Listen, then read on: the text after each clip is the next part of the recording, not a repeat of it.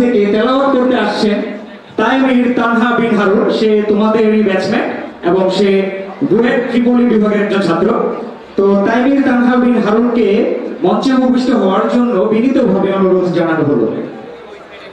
পবিত্র কোরআন থেকে একটি সূরা তেলাওয়াত করব, সূরা রহমান। আউযু বিল্লাহি মিনাশ শাইতানির রাজীম। বিসমিল্লাহির রহমানির রহিম। আর-রহমান আল্লামাল কুরআন খালাকাল ইনসানা আল্লামাহুল বায়ান। আশ-শামসু ওয়াল কামারু বিহিসবান ওয়ান নাজমু ওয়াশ-শাজারু ইয়াসজুদান ওয়াস-সামাআ রাফa'aha wa wada'al মীযান আল্লা তাতগাউ ফিল মীযান ওয়া আকিমুল ওয়াজনা বিল কিসতি ওয়া লা তুফসিদুল মীযান ওয়াল আরদু ওয়াদa'aha লিল আনাম ফীহা ফাকিহাতুন ওয়ান নাখলু যাতুল আকমাম ওয়াল হাব্বু যুল 'আসফি ওয়ার রাইহান فبأي آلاء ربكما تكذبان। অনুবাদ। দয়াময় আল্লাহ, তিনি শিক্ষা দিয়েছেন কোরআন, তিনি সৃষ্টি করেছেন মানুষ, তিনি তাকে শিখিয়েছেন ভাব প্রকাশ করতে। সূর্য ও চাঁদ আবর্তন করে নির্ধারিত কক্ষপথে, তারকা ও বৃক্ষ উভয়ে তাকে সিজদা করে। তিনি আকাশকে করেছেন সমুন্নত এবং স্থাপন করেছেন মানদণ্ড, যাতে তোমরা ভারসাম্য লঙ্ঘন না করো। ওজনের ন্যায্য মান প্রতিষ্ঠা করো এবং মিজানে কম করো না।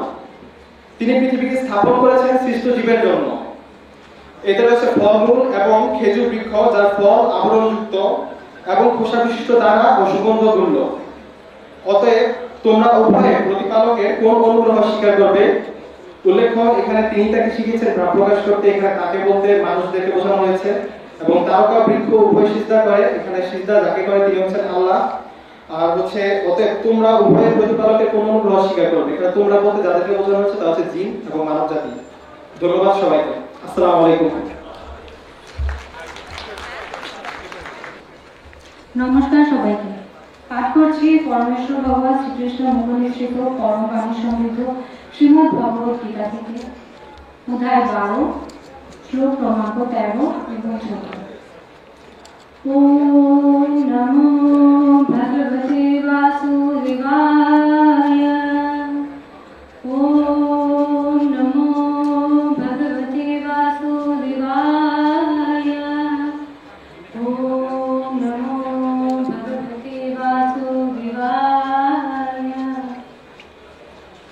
অদ্বেষ্টা সর্বভূতানাং মৈত্রা করুণীব চ নির্মমা নিরহংকার সমদুঃখা সুখক্ষমী সন্তুষ্টা সততং যোগী যততাত্মা দৃঢ়নিশ্চয়ः ময়ি অর্পিতা মনো বুদ্ধি মদ্ভক্তः মে প্রিয়ः। অনুবাদ। পরমেশ্বর ভগবান শ্রীকৃষ্ণ বলেন, যিনি সমস্ত জীবের প্রতি দেশশূন্য, বন্ধু ভাবাপন্ন, কৃপালু, মমত্ব বুদ্ধি সম্পন্ন, নিরহংকার, সুখে ও দুঃখে সমভাবাপন্ন, ক্ষমাশীল, সর্বদা সন্তুষ্ট, সর্বদা ভক্তিযোগে যুক্ত, সংযত স্বভাব, দৃঢ় সংকল্পযুক্ত এবং যার মন ও বুদ্ধি সর্বদা আমাকে অর্পিত, তিনি আমার প্রিয় ভক্ত। ওম শান্তি, ওম শান্তি, ওম শান্তি। ধন্যবাদ সবাইকে।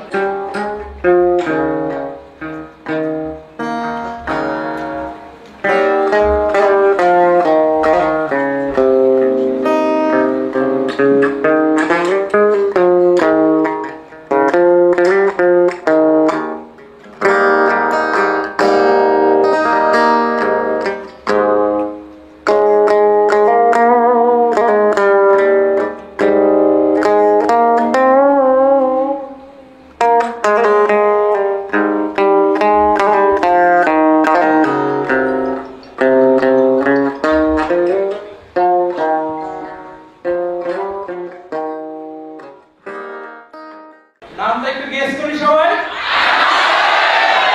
জোস। তো ভাইয়াকে স্টেজে আসার জন্য অনুরোধ জানাচ্ছি। ভাইয়া তোমাদের সাথে একটু গুড টাইম পাস করবে।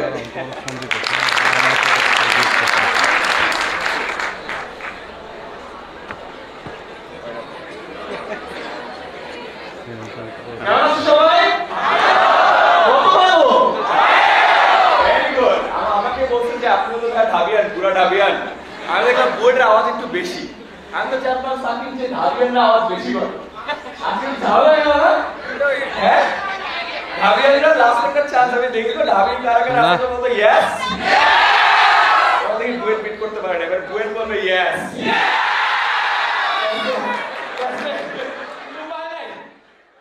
তখন অনলাইন কি জিনিস ওরা তখন দেখে নাই, তোমরা দেখছো। ক্লাস কত ভালো হতে পারে তোমরা দেখছো, কত সহজে হাতের মুঠে পড়াশোনাটা করা যায় তোমরা দেখছো। তো তোমাদের কাছে এক্সপেকটেশন কিন্তু আরো উপরে থাকবে। কোথায় থাকবে?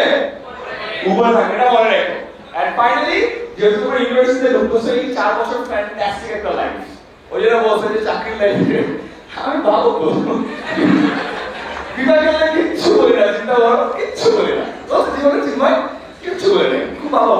বাট আমার মতো বলছে না বলতে বিপদে বলবো।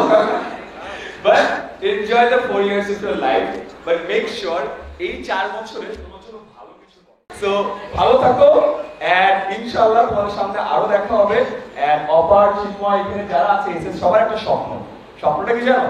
যে অনলাইন এডুকেশনের এই যে একটা হিউজ পটেনশিয়াল আছে, যেটার মাধ্যমে আজকে বাংলাদেশের সবগুলো ডিস্ট্রিক্ট থেকে এখানে মানুষ আসছে, রাইট? এটা কিন্তু সকল সংগঠনে দেখা যায় না, যায় না। এটা কেন পসিবল হয়েছে? বিকজ সেন্টারটা ঢাকায় ছিল না, সেন্টারটা তোমাদের সবার নিজ নিজ বাসায় ছিল, রাইট? বুঝতে পারছো? এই জিনিসটাই তোমাদের কাছে আমার লাস্ট রিকোয়েস্ট থাকবে যে সেন্টারটা সারা বাংলাদেশের জন্য তোমরা পৌঁছে দিতে পারো। বাংলাদেশে টোটাল 4.5 কোটি স্টুডেন্ট আছে। কত কোটি? 4.5 কোটি। এখানে আসছে আমাদের 1000। 4.5 কোটির জন্য কাজ করতে হবে না? আর কোন 1000 কাজ করবে 4.5 কোটির জন্য? শুনি নাই কারা? Very good. আর এগেইন পিছে অনেক প্যারেন্টস আছে, আপনাদের জন্য এই দিনটা খুবই আনন্দের। আমি জানি আমার বাবা মা ওই টাইমে কি ফিল করতো, আমি নিজ থেকে দেখছি। Thank you so much. আপনারা আপনাদের ছেলে মেয়েদেরকে দিয়ে অনলাইন এডুকেশনের উপর একটা বেট নিয়েছিলেন, একটা সাহস দেখিয়েছিলেন, যেই সাহসটা এই টিচাররা এবং আপনাদের সন্তানরা আরো অনেক দূরে এগিয়ে নিয়ে যাবে। আপনাদেরকে অনেক ধন্যবাদ। এন্ড ফাইনালি বুয়েটের ঢাবিয়ান লাস্ট কয়েক মাস তোমাদের অনেক কষ্ট গেছে, আই নো। আমার লাইফে সবথেকে ডিফিকাল্ট পার্ট ছিল অ্যাডমিশন জার্নিটা। ফাইনালি এটা পার হইছো, তোমার সবাই একটা যোদ্ধা। তোমাদের সবাইকে স্যালুট। ভালো থাকবা। কেমন আছো সবাই? এইখানে যারা বসে আছে এখান থেকে কি নেক্সট গুগলের সিইও পাওয়া যাবে? নেক্সট এমপি যে যদি আমি নিজেকে অফলাইনে একটা জায়গায় আটকে ফেলি, তাহলে তো এই যে এত স্টুডেন্ট এত জায়গা থেকে আসছো বাংলাদেশে, এই জিনিসটা সম্ভব হতো না। আজকে আমরা যখন বাইরে ছিলাম দেখলাম যে ঝিনাইদহ থেকে শুরু করে বিভিন্ন জায়গা থেকে এমন এক ছেলে এসে আমাকে বলতেছে যে ঢাকা ইউনিভার্সিটিতে ওর এলাকায় ওই একমাত্র, ওর কলেজের ওই একমাত্র, এর আগে কেউ চান্স পায় না। এই কথাগুলো আসলে যে কি পরিমাণে ম্যাজিক্যাল অ্যান্ড বলার সময় অ্যাকচুয়ালি এই কথাগুলো বলার সময় গুজবাম্পস হয়ে যায় আমার। অ্যান্ড এই প্রান্তিক জায়গাটা তোমাদের সবাইকে আমাদেরকে উপহার দেওয়ার জন্য আসলে ধন্যবাদ। আমরা আসলে তোমাদের সবার কাছে কৃতজ্ঞ। ধন্যবাদ আমার তরফ থেকে, আমাদের সকালে এসরা দেখে সত্যি খুবই ভালো লাগতেছে এবং নিজেকে একজন শিক্ষক হিসেবে খুবই গর্বিত মনে হচ্ছে আজকে। বিশেষ করে তোমাদের সাথে যখন বাইরে দেখা হচ্ছিল, প্রত্যেকের ফেসে যে একটা আত্মতুষ্টি বা স্যাটিসফ্যাকশনের একটা বিষয়, সেটা দেখে সত্যি খুবই গর্বিত মনে হচ্ছে নিজেকে। প্রথম দিকে এই 21 ব্যাচের জার্নিটা যখন শুরু হয়, অনলাইনে পড়ে বুয়েট বা ঢাকা ইউনিভার্সিটি ভর্তি পরীক্ষা ক্র্যাক করা যায়, এই বিষয়টা যে একটা মানে সবার মধ্যে একটা কি বলি মানে কনফিউশনের জায়গা তৈরি হয়ে গেছিল যে ভাইয়া অনলাইনে পড়ে এত ভালো জায়গায় এত ভালো রেজাল্ট কি আদৌ করা সম্ভব?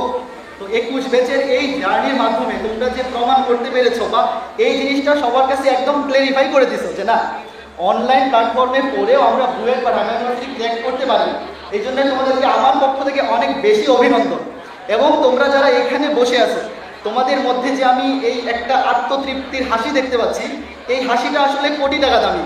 এই হাসি সচরাচর কেউ কিনতে পারবে না, যত টাকাই হোক লাইফে বা তুমি যত উপরে উঠো না কেন। আজকে তোমাদের মধ্যে যে আমি খুশিটা দেখতে পাচ্ছি, এই খুশিটা কি অবস্থা সবার? এই দিনের জন্য আমি আর অপর হচ্ছে 1 বছর ধরে ওয়েট করতেছি, জাস্ট এই দিনের জন্য।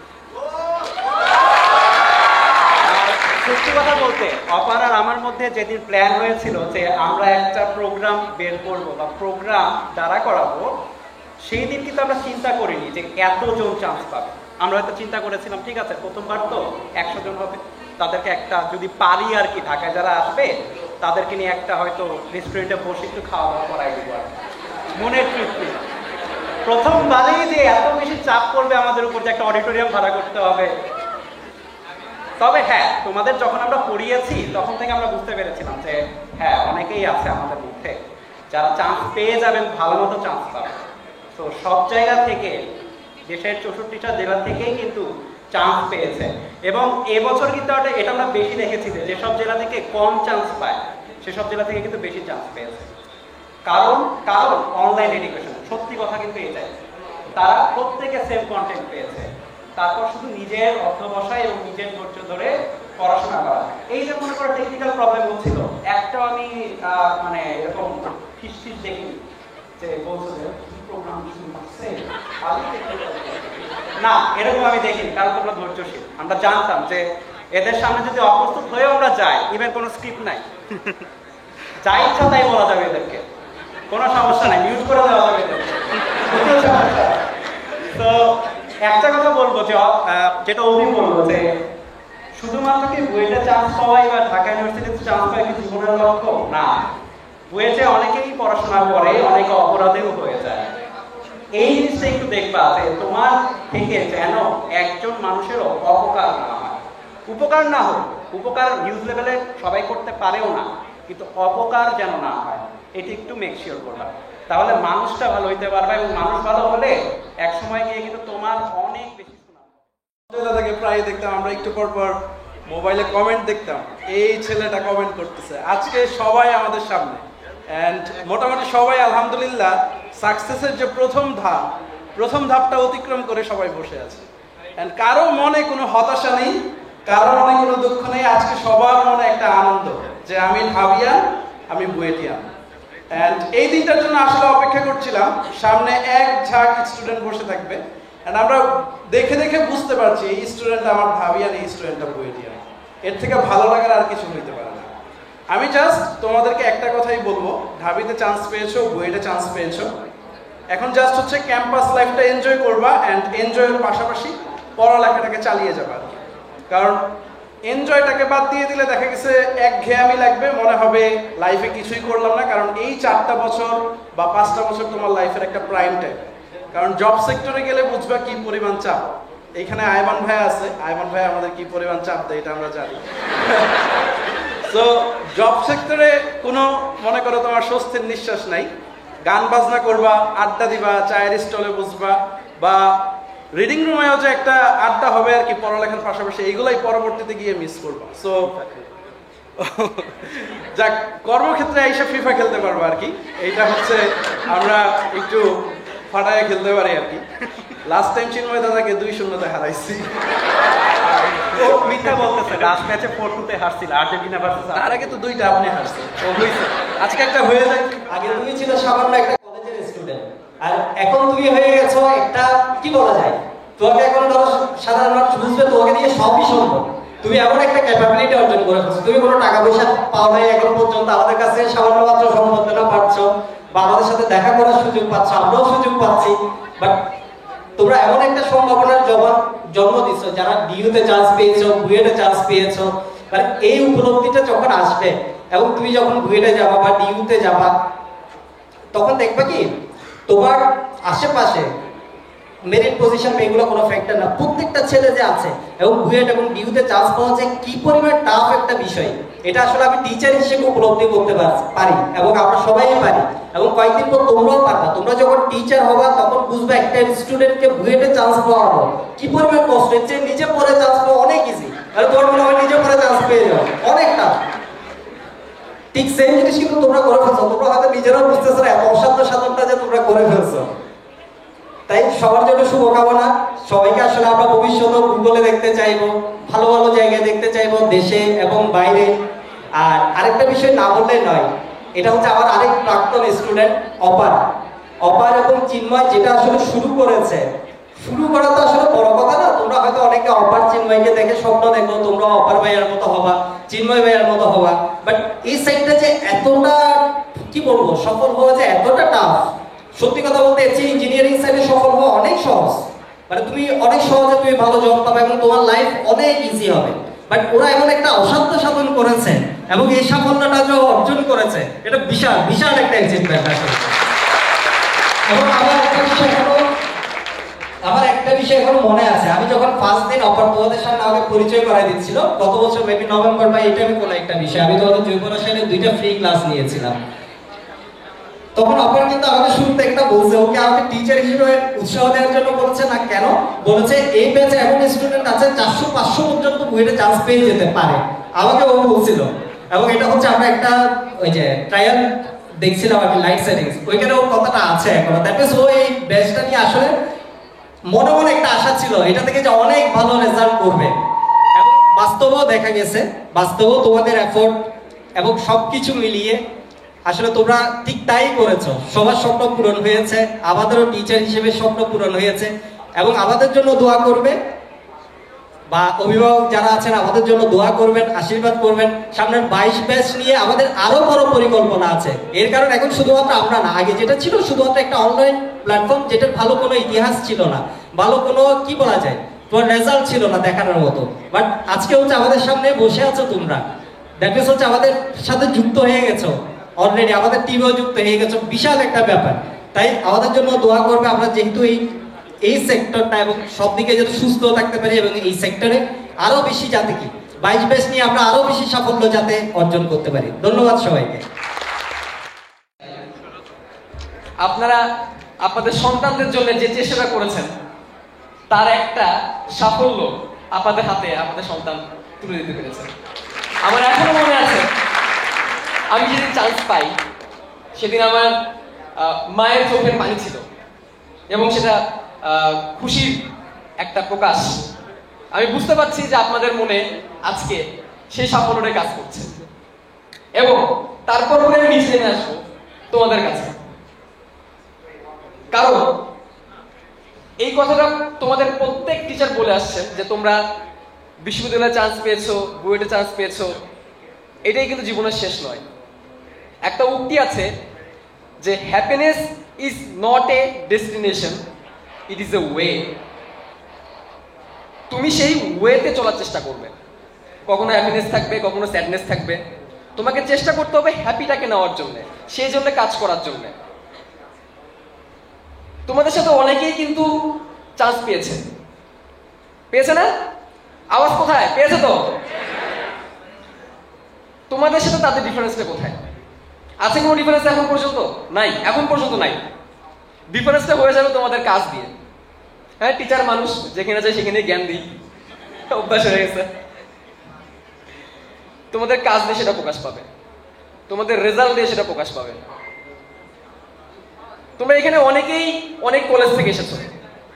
আমি একসময় নটরডেম কলেজে পড়তাম, বেশিরভাগ স্টুডেন্টই গোল্ডেন এ প্লাস পাওয়া বা জিপিএ 5 পাওয়া। সবাই কিন্তু এইচএসসিতে গোল্ডেন এ প্লাস পেয়ে বের হয়নি, অনেকে ফেলও করেছে। হয়েছে না? হয়েছে তো? তোমাদের সাথে কিন্তু অনেকের এরকম হয়েছে। তার মানে তুমি যে বিশ্ববিদ্যালয়ে চান্স পেয়েছো, বুয়েটে চান্স পেয়েছো, এখানে কিন্তু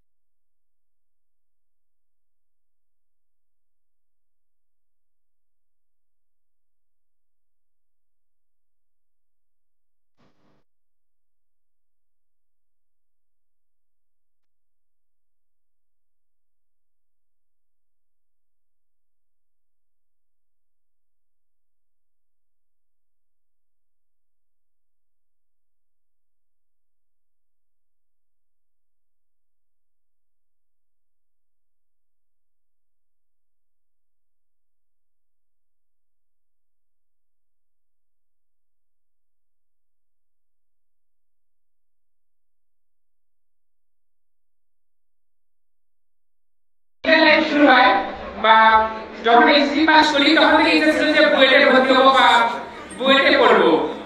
তো আপনারা সেই সফলতার কারিগর আমি বলবো, যখন আমাদের ঠিক করোনার জন্য সব বন্ধ হয়ে গেল, মোটামুটি পড়া অর্ধেক হয়েছে আর অর্ধেক হয়নি, তখনই ঠিক অবাধে একটা তার গ্রুপে একটা কোর্স ছিল যে আপনার ওই এইচএসসি প্রস্তুতি ব্যাচ, সেখান থেকে আমাদের সঙ্গে পথ চলা শুরু। এবং তারপর যে আমাদের যে পরীক্ষাটা নিয়েছিলেন যে বুয়েট মানে বুয়েট লেভেলের আর কি, তো সেই কোশ্চেনগুলো সলভ করতে যা বুঝি যে মানে আমার আসলে কোথায় যাওয়া উচিত এবং আমি কোথায় আছি। তো সেখানে চান্স পাওয়ার পর মানে তখনই একটা ফিল পেয়েছিলাম যে হ্যাঁ আমি মানে বুয়েটে পড়ার জন্য কি আমার অ্যাবিলিটিটা আছে। মানে তখন যে একটা যে আমাদের রেজাল্ট দিয়েছিলেন মেইন পজিশন, এখন আমার লেখা আছে, আমরা কি এটাই টার্গেট নিয়েছিলাম যে আপনারা যখন কোর্সটা শুরু করবেন আমি যেন যে লেভেলে এখন আছি আমি যেন সেই লেভেলে আপ করতে পারি। আমার তখন এখনো মনে আছে আমার পজিশন ছিল 129 এবং আমি বুয়েটে সেটা আপ করেছি 50-তে। তো এটা শুধু আপনাদের দ্বারাই পসিবল এটা আমি বলবো, কারণ ফিজিক্সের যে আসল মজাটা, আমার প্রথমে ফিজিক্সে ছিলাম, মানে আপনারা তো প্রথমে ফিজিক্স দিয়ে শুরু করেছিলেন, তার প্রথমে ফিজিক্সে ছিলাম, যে ফিজিক্সের যে আসল মজাটা সেটা আমি আপনাদের কাছ থেকে পেয়েছি।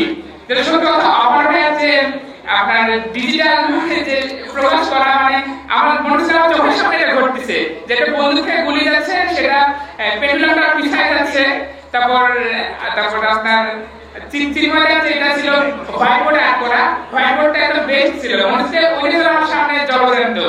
সত্য কথা বলতে চিন্ময়টা আমার কাছে মানে আমার একদম আইডল, দাদার কাছ থেকে আমার কি বলতে পড়ার ইচ্ছা। তারপর যখন আপনারা আস্তে আমাদের এইচএসসির পর যখন ম্যাথ এবং কেমিস্ট্রিটা শুরু করলেন, তখন আমি প্রথম দিকে ম্যাথটা নিইনি, আমি প্রথমে কেমিস্ট্রিটা নিয়েছিলাম। তো কেমিস্ট্রিটা নেওয়ার পর মানে যেটা বলবো যে আমার সমাজের প্রতি মানে এতটা শ্রদ্ধা ভক্তি আমার বেড়ে গেছে। মানে আমি যে জৈব যৌগটাকে এত ভয় পেতাম এবং জীবনে আমি টাচই করি নাই, খালি এমসিকিউ আছে, যেটা হচ্ছে সাকিব ভাই যখন এইচএসসির আগে যখন যে ওয়ান শট ক্লাসটা নিয়েছিলেন তখন আমি শুধু এই এমসিকিউর জন্য ক্লিক করে গেছি, কিন্তু সৃজনশীল টাচ করার কোনো সাহসই পাইনি। তারপর যখন সঞ্জয় ক্লাস ছিলেন তারপর পানি হয়ে গেছে, আমি উদ্ভাসে ছিলাম, যেটা সত্য কথা। তারপর বুয়েটে আমি যেখানে জৈব যৌগ পাইতাম আমি সেইটা আগে টাচ করতাম, মানে সঞ্জয়টা এমন লেভেলে নিয়ে গেছিল জৈব যৌগের প্রতি ভালোবাসাটা, আসলে সেটা মানে ভাষায় প্রকাশ করার মতো না। আমি আপনাদের প্রতি অনেক শ্রদ্ধা জানাই। এবং শেষ দিকে আসে আমি তুষারদার যেটা আছে ম্যাথ প্রোগ্রামে ছিলাম, তো দাদা আমি হচ্ছে পড়া লাইভ করার সুযোগ পাইনি, আমি সকলের পরে ইয়াতে আপনার রেকর্ড করেছিলাম। যে দাদার সঙ্গে ওইরকম আমার একটা কানেক্টিভিটি ছিল না। তো একদিন হয়েছিল কি যে আমি একটা পরীক্ষা মিস করছিলাম, দাদা হচ্ছে ইয়া নিচ্ছিল মানে আপনার রিটেন গুলো নিচ্ছিল, একটা পরীক্ষা মিস করছিলাম। তো দাদাকে পরে বলছিল দাদা আমি এটা করতে পারি নাই, আমি এটা 1 ঘন্টার মধ্যেই দিব। তো সেখান থেকে মানে অনেক স্মৃতি আমাদের সঙ্গে। আর শুভ্র ভাইয়ের জন্য কিছু বলতে পারছি না, কারণ আমি বায়োলজি আসলে পড়ি না, কিন্তু ভাই আপনার ক্লাসগুলো আমি করছি, অনেক ভালো লাগে। তো আপনি কিছু মনে করেন না। আচ্ছা, সকলকে ধন্যবাদ। এবং ভাই আপনাদের কাছে আমি সবসময় অপরিসীম, সবসময় আপনাদের জন্য হ্যাটস অফ। আচ্ছা, একটা কোশ্চেন করি, আশায় সবাই খুশি তো? হ্যাঁ দাদা, অনেক খুশি, মানে খুশি হয়েছে কি মানে এটা একটু আমটা হয়ে গেছে। কেমন যে বলি যে আমাদের বুয়েটে কি হয়েছিল, মানে প্রথম 50 জনের মানে প্রথম বিষয় আসে, তখন একটা বন্ধু ছিল কি দুষ্টামি করে ওই আমাকে স্ক্রিনশট পাঠিয়ে দিয়েছে। তো আমি চিন্তা করছি আচ্ছা স্ক্রিনশট তো মিথ্যা হতে পারে। তখন আমি বুয়েটের যে ওয়েবসাইট ওখানে ঢুকে দেখি দেখো রেজাল্ট এখনো দেয়নি। আমি বললাম যে এটা কি আসলে সত্য কিনা, মানে সময় লাস্টে আমার ছিল 50-এ। তারপর হচ্ছে আমি আরো একজনের সাথে যোগাযোগ করি আমাদের দিনাজপুরের ভাইয়াদেরকে। আচ্ছা, আর আমি দিনাজপুর থেকে আসছি আসলে ভাইয়া, মানে কালকে রাতে উঠছি, আজকে নামছি। কিসে এসেছো, বাসে নাকি ট্রেনে? ভাইয়া দাদা ট্রেনে। আচ্ছা, তবে অনেক কাইট করে আসছে। হ্যাঁ, ট্রেনের টিকিট তো পাওয়া যায় না, এটাই বলছি। আচ্ছা, তো যেটা বলছিলাম, তো পরে দেখি যে ওয়েবসাইটে দিছে, যখন আমি ওয়েবসাইটে ক্লিক করে বের করি মেরিটটা, তারপর আমার প্রথমে রোল ওয়াইজটা বের করছিলাম, মানে মেরিটটা মানে প্রথমে ছিল রোল ওয়াইজ, আমি ওইটাই ক্লিক করছি। তারপর আমার নাম সার্চ দিয়ে দেখি যে পরাগ নামে একটা স্টেপ পরাগ মল্লিক, একটা স্টেপ পরাগ কুমার কবিরাজ, দেখি যে আমারটা নাই, দেখি যে পড়া নামে 2 জন, আমি বুঝেছি এটাতে আমি। তারপর আমি সার্চ বাটন দিই, দেখি যে 50-এ আমার। তখন আমি মাকে মানে মা বাবা বাইরে ছিল, মা একদম পুরা কাঁদে দিছে এবং আমিও কাঁদে দিছি। তখন খালি একটা কথা মনে পড়ছে যে হ্যাঁ ঈশ্বর ভগবান তুমি আমার কথাটা রাখছো। তারপরে আমার বাবা মা, তারপর সত্য কথা ভাই আপনাদের কথা মনে পড়ছে। আপনারা থাকলে জীবনে পছন্দ করতো না, জীবনে না। হ্যাঁ চান্সে নাই, এটুকু আমার মানে আত্মবিশ্বাস ছিল, কিন্তু এত আগে পেতাম না, সত্য কথা পেতাম না। আচ্ছা, আমাদের সাথে কাজ করতে চাও?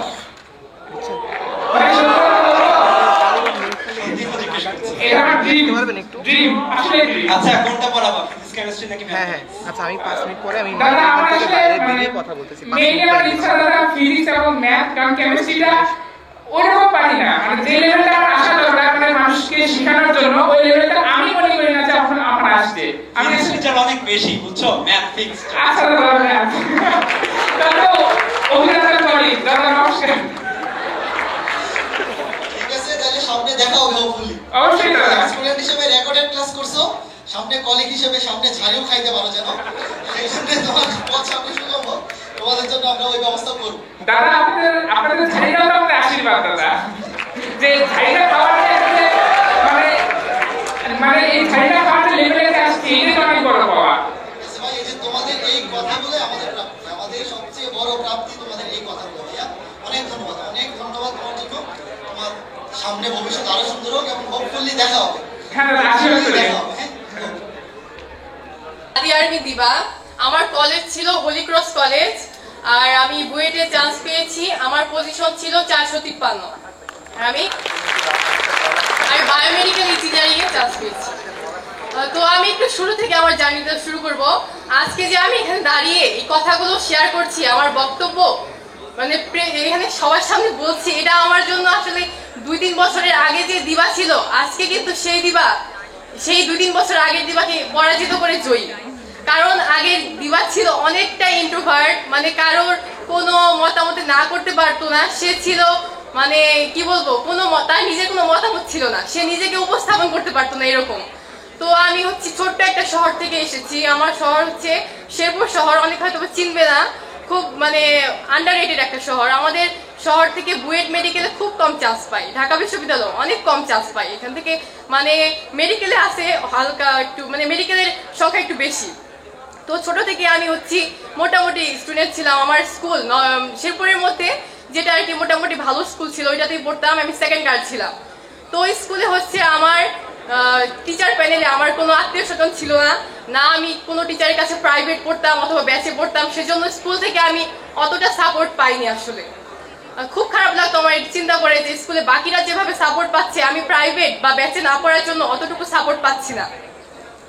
তারপর ওইভাবে আমি বাসায় একা একা পড়তাম, আমার কোনো টিচার ছিল না, বাসায় ব্যাচ কোনো টিচার ছিল না, আমি একা একাই পড়তাম। এইচএসসি পর্যন্ত আমি একা একাই পড়েছি। পরে এসএসসি পরীক্ষা হয়, আমি বোর্ডে হচ্ছে আমার ডিস্ট্রিক্টে 4th হয়েছিল। 4th হওয়া আসলে এত বড় একটা কিছু না। আমার জেলা শহর হচ্ছে খুব ছোট একটা শহর, এখানে 4th হওয়া আহামরি কিছু না। তো ছোট থেকে বাবা মা ভাবতো যে মেয়ে ডাক্তার হবে বড় হয়ে, সব বাবা মাই চায়। আর বুয়েট তো সেটা তো অনেক কঠিন, সেটাতে কিভাবে চান্স পায়, তাও মেয়ে মানুষ বুয়েটে চান্স পায় এত সহজ। আমার ইচ্ছা ছিল বুয়েট, তো সেটা আমার পক্ষে সম্ভব না, আমি মেডিকেলেই পড়বো। তো ইন্টারমিডিয়েটে আমার হচ্ছে মিডল ক্লাস ফ্যামিলি, আমি একজন সন্তান, কিন্তু আমার বাবা মা আমাকে কখনোই বুঝতে দেয়নি সেটা। তারা তাদের সর্বোচ্চ চেষ্টা করেছে। আমার মা আমার পাশে, মানে মায়ের অবদান বলতে গেলে মানে শেষ হবে না, তিনি না থাকলে আমি এত দূর কখনোই আসতে পারতাম না। তো পরে হচ্ছে আমার ফ্যামিলি থেকে বলা হয়েছে আমাকে ঢাকা একটা কলেজে ভর্তি করবে। দেন হচ্ছে আমি হোলি ক্রস কলেজে ভর্তি হতে চাই, ইন্টারভিউ দিই, সেখানে আল্লাহর রহমতে চান্স হয়ে যায়। হওয়ার পরে শুরু হয় আমার আসল যুদ্ধ, কারণ শেরপুর থেকে আমি কখনো ঢাকা আসি না এর আগে। হঠাৎ করে ঢাকায় এসে আমার পরিবেশের সাথে মানে খাওয়াতে খুব প্রবলেম হয়। আমার প্রথমে আমি হচ্ছে হোস্টেলে উঠি, সেখানে থাকতে পারি না, খাওয়া দাওয়ার প্রবলেম হয়। তারপর মামার বাসায় উঠি, সেখানেও প্রবলেম হয়, বাবা মা ছিল না যেহেতু। আমি হচ্ছে একদম মানে কি বলবো কনজারভেটিভ একটা ফ্যামিলির মেয়ে, কখনো বাইরে যাইতাম না, ওরকম বাসায় থাকতাম সবসময়। তো ঢাকায় আসার পরে হোলি ক্রস কলেজে প্রশ্নগুলো একটু কঠিন হয়, যারা পড়েছে তারা জানে। তো আমি হচ্ছে পরীক্ষাগুলো দিতে গিয়ে মানে ফিজিক্সে প্রথমবার ফেল করি, সবগুলোতে মোটামুটি ছিল ফেল, একদম ফেল, লিটারালি ফেল ফিজিক্সে। তো পরে আবার কুইজ হয়, আবার ফেল। দেন হচ্ছে মিড টার্ম সেম, ওই ফিজিক্সেই ফেল, কালপ্রিট ফিজিক্স, ওটাতে আবার ফেল। তো তো মানে খুব বাসায় খুব কান্নাকাটি করতাম যে কি থেকে কি হয়ে গেল, আমি ঢাকা কেন আসলাম। পরে ভাবতাম না মেডিকেলে তো পড়বো, ফিজিক্স তো লাগবে না, ফিজিক্সে আমি কি করবো, থাক সমস্যা নেই ফিজিক্স একটু করি। পরে হচ্ছে করোনা টাইম চলে আসে, বাসায় চলে আসি, ভাবি যে ফিজিক্স একটু পড়তে পড়তে আগাই ফেলে। তো ইউটিউবে ফ্রি ক্লাস করতাম, আবার ভাইয়ার ক্লাস ছিল, চিন্ময় ভাইয়া তখন শুরু করেছিল ক্লাসগুলা। তো করতাম, করতে করতে ফিজিক্সের বেসিক গুলো আমার ক্লিয়ার হয়, খুব ভালো লাগে ফিজিক্স করতে, অনেক ভালো লাগে শুরু করলো। তো আম্মুকে বললাম যে আম্মু আমি হচ্ছে বুয়েটের প্রিপারেশন নিতে চাই। বাসায় তো মানে বিশাল কাহিনী যে বুয়েট তুমি পারবা, বুয়েট বুঝছো তুমি, এই মাথাতে বুয়েট হবে, মেডিকেলে দেখো ফিজিক্সে ফেল করছো তুমি কলেজে, তাও আবার এগুলো বলো। পরে আমি বললাম না মেডিকেল না বুয়েটই করবো। তো বাসা থেকে খুব চাপ, মানে মেডিকেলে পাওয়ার মতো আমি স্টুডেন্ট মোটামুটি ছিলাম, সবাই ভাবতো যেটা আর কি। তো দেন হচ্ছে আমি শুরু করি বুয়েটের জন্য, সবাই বলতো না মেডিকেল, আমি নিজে একা একাই বুয়েটের জন্য পড়তাম। তারপর হচ্ছে ওভার ভাই যে কোর্স চালু করে আমাদের ওভার চিন্ময় অ্যাডমিশন প্রোগ্রাম, সেখানে হচ্ছে ভর্তি হই। মানে প্রথম পরীক্ষাটা দিই যখন, তখন ওইটাতে আমার পজিশন আসছিল 1401 বোধ হয়। তখন আমি ভাবি যে এই পজিশন দিয়ে আমি বুয়েটে পড়তে চাই, আমার ব্যাচমেটটা কত আগাই গেছে আর আমি কত পিছনে আছি। না শুরু করি, ভাইয়াদের ক্লাস করা শুরু করি। তো ক্লাস শুরু হয়, আমি হচ্ছে ভাইয়াদের সবগুলো ক্লাস করতাম এবং অ্যাসাইনমেন্ট যা ছিল সব নোট করে রাখতাম, একটা কিছু বাদ দিতাম না। আর ক্লাস করতে আমার একদম বোরিং লাগতো না, কারণ কি ভাইয়ারা যখন বলতো ক্লাসে যে এটা করে যাও, এটা শেষ করো, তাহলে তোমার বইয়ের চান্স নিশ্চিত, এগুলো করতে পারলে তোমার বইয়ের চান্স। তখন আমার হচ্ছে মনে হতো এর থেকে ভালো আর কি হইতে পারে। আর আমি তখন হচ্ছে যখন বইটার কি চেষ্টা ভাবলাম যে বইটা পড়বো, বইটা পড়ার জন্য প্রস্তুতি নিতে শুরু করি, তখন অন্যদের মতো আমি শুধু ইউটিউবে সার্চ দিতাম কিভাবে সহজে বইটা চান্স পাওয়া যায়, প্রপার গাইডলাইন কিভাবে পাবো এগুলা। তো অনেক এইভাবে আমি অনেক টাইম ওয়েস্ট করছি আসলে, কিন্তু প্রপার পাইনি। পরে একটু বাসা থেকে বলি যে একটা প্রোগ্রাম শুরু হইতেছে অ্যাডমিশনের জন্য, ভাইয়াদের ফিজিক্স পড়াবে, অ্যাডমিট হই, বললো হও তোমার সমস্যা নেই। পরে অ্যাডমিট হই, ভাইয়াদের ক্লাসগুলো অসম্ভব ভালো ছিল, আমার জন্য খুব খুব ইফেক্টিভ ছিল, অনেক বেশি। ভাইয়াদের ক্লাসগুলো করতে থাকি, আল্লাহর রহমতে মানে ভাইয়াদের পরীক্ষাগুলো দিই, ভালোই পজিশন আসতো ওইগুলোতে। তো পরে হচ্ছে ইন্টারমিডিয়েট পরীক্ষা হয়, ইন্টারমিডিয়েটে আমার সবচেয়ে সমস্যা হয়, এসএসসিতে হচ্ছে কম্পোসাইড সাবজেক্ট ছিল আমার বায়োলজি, আর এই বায়োলজি আমি কিছু পড়ি নাই, বইটা প্রিপারেশন নিবো বলে। পরে হচ্ছে আমি ভাইয়া শুভ্র ভাইয়ের যে ফ্রি ক্লাসগুলো ছিল ওইগুলো দেখি, ইয়েতে ফেসবুকে লাইভ ক্লাস হতো তখন আমি করতাম, ওইগুলো লিটারালি আমি মানে কিচ্ছু পারতাম না বায়োলজি। ওইখান থেকে ভাইয়ার ক্লাস ফ্রি ক্লাস কোনো পেইড ব্যাচে আমি ছিলাম না, ওইগুলা করে আমি এইচএসসি পরীক্ষায় যাই এবং আল্লাহর রহমতে আমার ভালো মার্ক আসে। তো তারপর হচ্ছে আমি উদ্ভাসে ভর্তি হই অ্যাডমিশন জন্য, ভাইয়াদের কোর্স তো করতামই, তারপর কেমিস্ট্রিতেও ভর্তি হইলাম, ম্যাথ আমি অন্য জায়গায় পড়তাম। তো ভর্তি হওয়ার পরে সঞ্চয় দাদার ক্লাস তো বলার বাইরে অনেক বেশি ইফেক্টিভ ছিল ভাইয়ের ক্লাসগুলা, মানে কেমিস্ট্রি আমার একটা উইক পয়েন্ট ছিল, মানে কতদিনে হচ্ছে আমার ফিজিক্সটা অনেক আগাই ফেলছিলাম আমি, ম্যাথ মোটামুটি, কিন্তু কেমিস্ট্রি অনেক পিছাই ছিলাম। তো ভাইয়ের ক্লাসগুলো করার পরে কেমিস্ট্রিতে মোটামুটি আগানো শুরু করি, কিন্তু দেখতাম আসলে কমেন্ট সেকশনে যখন সবাই কমেন্ট করতো দেখতাম সবাই অনেক বেশি অ্যাডভান্স, আর আমি কত পিছনে। আমি কখন লাইভ ক্লাস করতাম না, রেকর্ডেড করতাম সবসময়। তো তারপর আমার বাসায় কোনো তখন টিচার ছিল না বা ব্যাচে দিয়ে পড়বো তাও না, কিন্তু অনলাইন ক্লাসগুলো আমার কাছে মনে হতো এখানে টাইম বেঁচে যায়, তারপর ভাইয়াদের সরাসরি আমি লাইভ ক্লাস করতে পারি, মানে অনেক ভালো লাগতো। আর ভাইয়ারা সবচেয়ে বেশি যেটা ভালো লাগতো, ভাইয়ারা হচ্ছে ক্লাসের মাঝখানে কিছু কিছু মোটিভেশনাল কথা বলতো, ওইগুলো আমি বারবার রিপিট করে দেখতাম। আর চিন্তা করলে ভাই যখন বলতো যে একদিন এটা হবে, বুয়েটে চান্স পাবা, এটা করবা ওইটা করবা, তখন মানে আমার চোখে পানি চলে আসতো যে আমি এখান থেকে বুয়েটে চান্স পাবো একদিন। পরে ভাবে পড়তে থাকি আল্লাহর রহমতে, উদ্ভাসে ভর্তি হই, ভর্তি হওয়ার পরে পজিশন ভালোই আসতো, ভাইয়াদের ক্লাস করার কারণে উদ্ভাসে ভালো করেছিলাম। দেন হচ্ছে উদ্ভাসে করোনার কারণে বন্ধ দিয়ে দিয়ে বাসায় চলে আসি, আবার খুলে উদ্ভাস সেখানে যাই এবং আমি অসুস্থ হয়ে যাই। অসুস্থ হয়ে যাওয়ার পরে বাসায় চলে আসি, আর কোচিং তারপর ক্লাস সব বন্ধ আমার। তারপর হচ্ছে অসুস্থ হওয়ার পরে ডাক্তারের কাছে যাই, টেস্ট দেয় অনেক কিছু, আমার জন্ডিস, টাইফয়েড, তারপর হচ্ছে লিভার, 3টা সমস্যা একসাথে ধরা পড়ে। মানে আমাকে শেরপুর হসপিটালে ভর্তি করা হয়, দেন সেখান থেকে ময়মনসিংহে রেফার করা হয়। মানে আমি একদম অচেতন অবস্থায় ছিলাম, আমার খেয়ালই ছিল না আমার সামনে ঢাকা বিশ্ববিদ্যালয়ের পরীক্ষা, বুয়েট পরীক্ষা, কোনো খেয়াল ছিল না আমার। তারপর হচ্ছে মেডিকেল পরীক্ষা মাঝখানে আসে, তো মেডিকেলে চান্স হয় না একটুর কারণে, তো বাসায় খুবই হয় যে মেডিকেল চান্স পাইলে না, বুয়েট তো অনেক কঠিন। আমি বললাম মেডিকেল প্রিপারেশন তো আমি নিয়ে নেই, বুয়েটের প্রিপারেশন আমার আছে আল্লাহর রহমতে। দেন হচ্ছে আমি মানে হসপিটালে থাকা অবস্থায় এমন শুধু বলতো তোমার কি পড়ালেখা সব মনে আছে নাকি, ইনজেকশনের মুখটা খাইতে খাইতে সব ভুলে গেছো। আমি বলতাম না না, যা পড়ছিলাম সব মনে আছে আমার। আর আমার হচ্ছে সুবিধাজনক যেটা ছিল আমি সব নোট করে রাখতাম, তো নোটগুলো আমার কাছে ছিল, মানে আমি ভাবতাম যে এখন না পড়লেও পরীক্ষার আগের রাতে যদি আমি নোটগুলা পড়ে যাই ইনশাল্লাহ আমার চান্স হবে। তো এইভাবে আমি হসপিটাল আমার 2 মাস চলে যায় জীবন থেকে। 1 মাস আমি লিটারালি কিচ্ছু পড়িনি, আর 1 মাস হালকা হালকা পড়েছি এরকম, মানে কোচিং টাইমে। সবাই একটু জাস্ট চুপ করি, এখান থেকে তো মিউট করতে পারতেছি না, সো তোমরা একটু কথা কম বলো আর কি। ঠিক আছে, আর আমরা একটু শর্টে আসলে আমাদের অনুভূতিগুলো প্রকাশ করি, কারণ অনেকেই চাচ্ছে, সো একটু দ্রুত বলে ভালো। পরে হচ্ছে সেই অসুস্থতাকে মানে অসুস্থতা আমি প্রতিকূলতা হিসেবে নেই নাই। পরে হচ্ছে বুয়েট পরীক্ষা আসে, আমি তখন অসুস্থ ছিলাম। তো সবাই যেখানে 6 মাস অ্যাডমিশন টাইম পাইছে, আমি 4 মাস পাইছি, মানে পড়তেই পারি নাই। তো আমি তখন বুয়েট পরীক্ষা দেই, দেওয়ার পর প্রিলি পরীক্ষা খুবই খারাপ হয় আমার, ভাবি যে প্রিলিতে চান্স হবে না হয়তো। তারপর আল্লাহর রহমতে হয়ে যায়, দেন রিটেন এক্সাম দেই, আল্লাহর রহমতে এখানে হয়ে যায়। কিন্তু প্রথম দিকে আসলে চিন্তা করলে আমি ভেবেছিলাম আমি টপ 100-এ থাকবো, এটা আমার ইচ্ছা ছিল। কিন্তু পরের বছর একটু পিছিয়ে যায়, বায়োমেডিক্যাল ইঞ্জিনিয়ারিং আসে আমার। পরে এই তো আল্লাহর রহমতে। তো আমি এটাই বলবো যে আগের যে দিবা ছিল, যে ইন্ট্রোভার্ট দিবা ছিল, এখন কিন্তু সেই দিবা নেই। আমার স্বপ্নের পরিধি আরো অনেক বেড়ে গিয়েছে। তো আমি চাই সবাই আমার জন্য দোয়া করবে, আমি যেন আরো ভালো কিছু করতে পারি। আর আজকে হচ্ছে অপর ভাইয়া, চিন্ময় ভাইয়া, তারপর সঞ্জয় দাদা, শুভ্র ভাইয়া, আয়মান সাদিক ভাইয়া, এদের সামনে আমি দাঁড়িয়ে আছি, আমার এত ব্রিলিয়েন্ট ব্যাটসম্যানদের সামনে দাঁড়িয়ে আছি। এটা আসলে কয়েকদিন আগের কথা চিন্তা করলে আমার কল্পনা অনেক বাইরে ছিল। তো এটাই আমি বলবো যে সবাই আমার জন্য দোয়া করবে, আমি যেন আরো বড় কিছু করতে পারি। আমার ধন্যবাদ। দিবা আর আমার গল্পটা অনেক আলাদা। আমি এমন একটা পরিবার থেকে এসেছি যেখানে সব সুযোগ সুবিধা দেওয়া হয়েছে। আমার বাবা মা অনেক লাক্সারিয়াস একটা লাইফ আমাকে দিয়েছে। আমি যা চেয়েছি, আপনার যে কোনো প্রোগ্রাম চেয়েছি, আমাকে বিনা কোনো কারণ দেখিয়ে আমাকে কিনে দিয়েছে। তবে আজকে আমার গায়ে নীল রঙের গেঞ্জিটা, স্বপ্ন আমারও ছিল আমি একদিন দিবা হব। আমিও আলহামদুলিল্লাহ হরি ক্রসের সাথে সাথে যে কলেজের নামটা আছে ওটাতে পড়েছি, ওই স্কুলে পড়েছি। এবং আমার স্বপ্নটা শুরু হয় আরও স্মুথলি, এবং পরিবারের সাহায্যও ছিল আলহামদুলিল্লাহ। 2019 সালে আমি এসএসসি পাস করেছি। তারপরে আমার ফ্রেন্ড আমাকে বুয়েটের প্রশ্ন ব্যাংক কিনে দিয়েছিল, এটাও খুব দ্রুত শেষ করা সম্ভব হয়েছিল আলহামদুলিল্লাহ। খুব স্মুথলি যাচ্ছিল সব কিছু আলহামদুলিল্লাহ।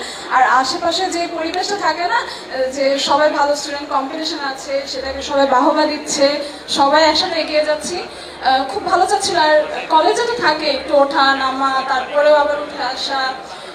আলহামদুলিল্লাহ দিবা যেমন ধাক্কা খেয়েছিল ফিজিক্সে, আমার ওরকম কখনো হয়নি জীবনে। তবে আমি একটু বেশি এক্সট্রোভার্ট, এটা হচ্ছে সমস্যা। তো যখন করোনা আসলো, আমিও ক্যাপ্টেন ছিলাম, তো ওই যে মানুষের সান্নিধ্য না পাওয়া, এটাকে আমি অনেক মিস করতাম, আসলে প্রভাবিত করেছিল আমাকে। তারপরে অনেক কাহিনী ঘটে গেল, একটু ডিপ্রেসড হয়ে গেছিলাম।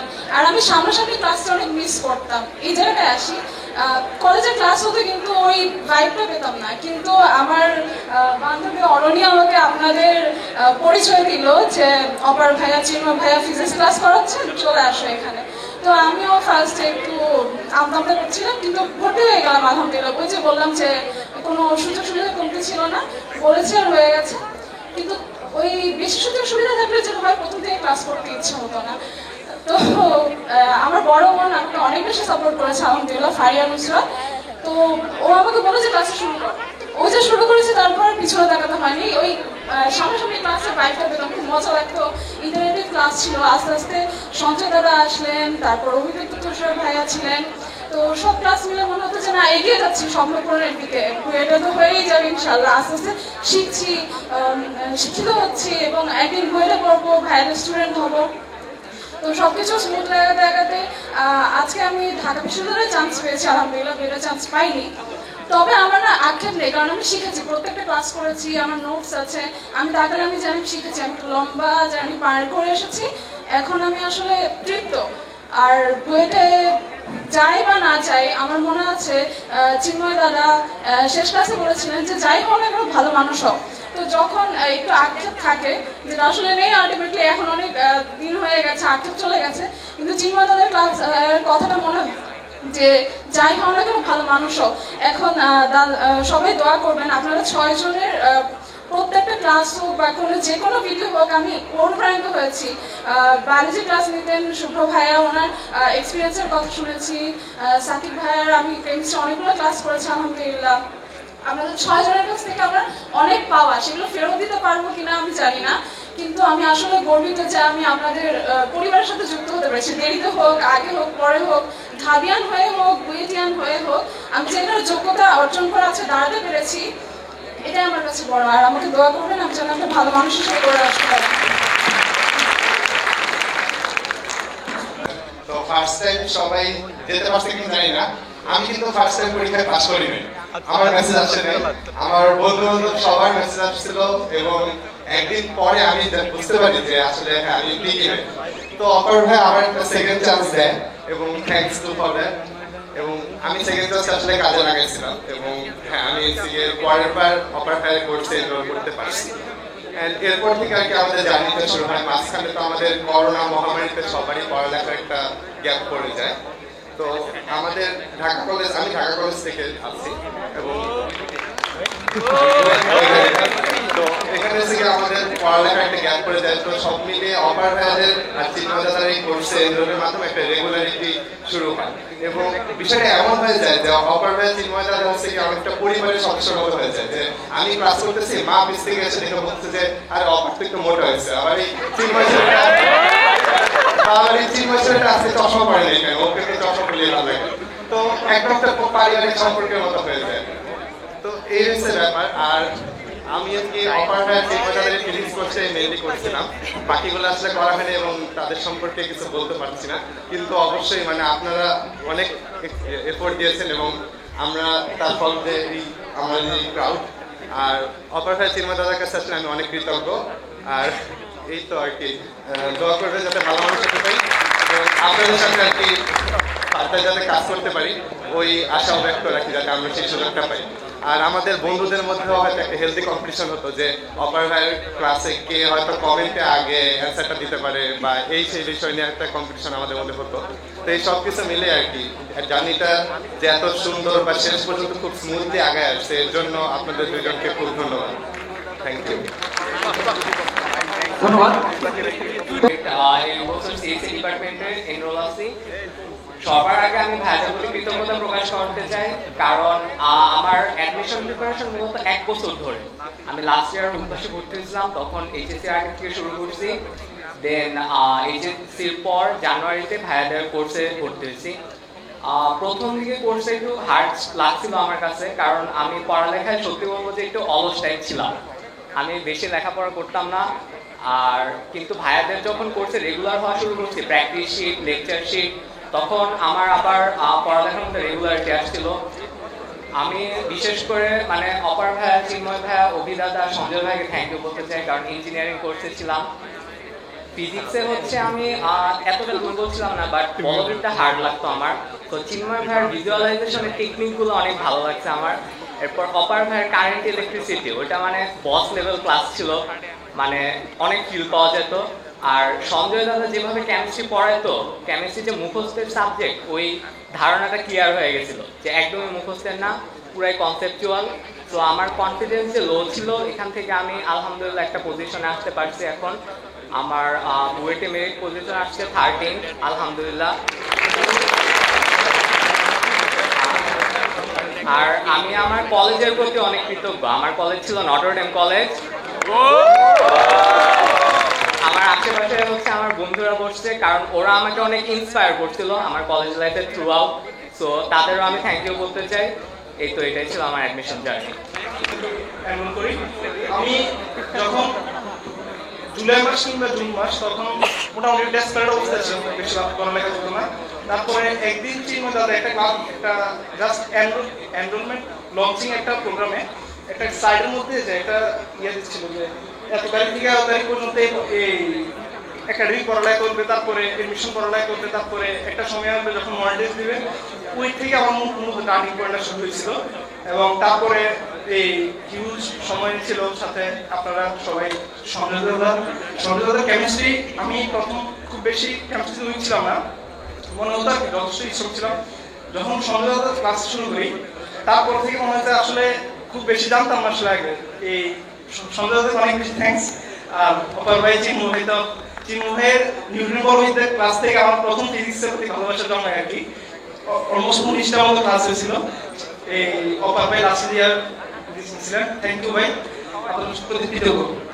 আমার জার্নিটা শুরু হয়েছিল এইচএসসি কিছুদিন আগে, সাকিব ভাইয়ার ওয়ান শট এমসিকিউ এর ভিডিওগুলো থেকে। একটা কথা আমার মনে এখনো গেঁথে আছে, ভাইয়া বলেছিল তোমরা যারা যেখানেই প্রিপারেশন নাও, তোমাদের ভার্সিটিটা আমি সাকিব ভাইয়া দেখতে চাই। তো সেখান থেকে আমি ওই কথাটা আমার মনে গেঁথে গিয়েছিল। সেখান থেকে ভাইয়াদের স্পেশাল প্রোগ্রামে ভার্সিটি প্লাস মেরি বায়োলজি প্রোগ্রামে আমি জয়েন করি। আর শুরু থেকে যদি সিরিয়ালি বলি তাহলে অপার ভাইয়ের ক্লাসগুলো আমার পাশাপাশি আমার বাবাও দেখতো। আমার বাবা আপনাকে একটু বেশি পছন্দ করে, স্পেশালি ক্লাসগুলোর পরে যে মোটিভেশনাল কথাগুলো আপনি বলতেন ওটা আমার থেকে আমার বাবাকে বেশি ইন্সপায়ার করছে।